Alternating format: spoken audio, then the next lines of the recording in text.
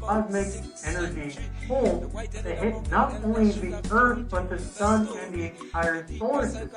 If we look at our planetary geometry, we see a huge number of planets arranged in a perfect line with Earth in that catcher's mitt position. So we have Mars, Mercury, Venus, Ceres, the dwarf planet, Saturn, and Neptune all in a perfect line at the end of June. Jupiter now is in Cancer, where it will be for the next year.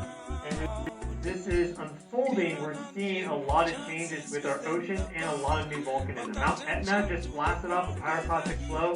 Fuego in Guatemala had a huge eruption and also a pyroclastic flow. Let's check out, as we're talking about Aries, let's check this out.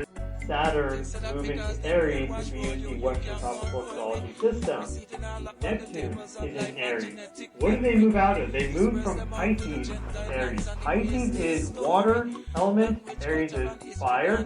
Pisces is the end of the zodiac, Aries is the beginning of the zodiac, indicating some sort of new cycle, new initiation, and sort of new birth type event. And Pisces is very much representative of the ocean, like the deep ocean.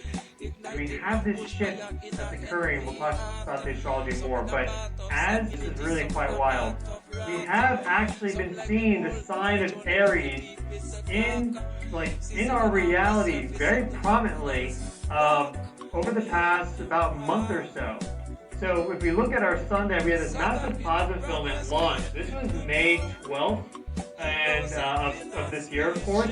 And look how the plasma filaments make the sign of Aries. Let me pause this right when it hits that alignment, right about there.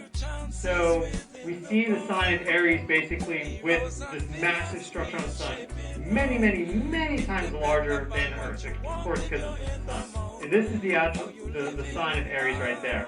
Then also, just like within the past couple days, we have had this lava fountain at Kilauea Volcano, which is of course in the middle of the Pacific Ocean, fed by the deep earth. And this is episode 24, and this was making the sign of Aries. So just an interesting thing.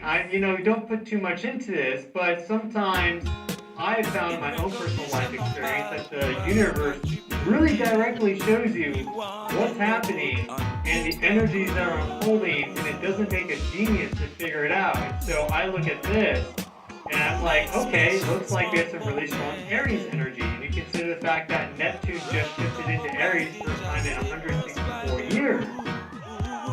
164 years. And now Saturn is there, and that they are going to make a conjunction in Aries at 0 degrees, which is something that historically hasn't happened really since negative or 600 BCE. So 2600 years ago, and that wasn't at 0 degrees. That was at an early degree, like 2, 3, something like that. It was at 0 degrees.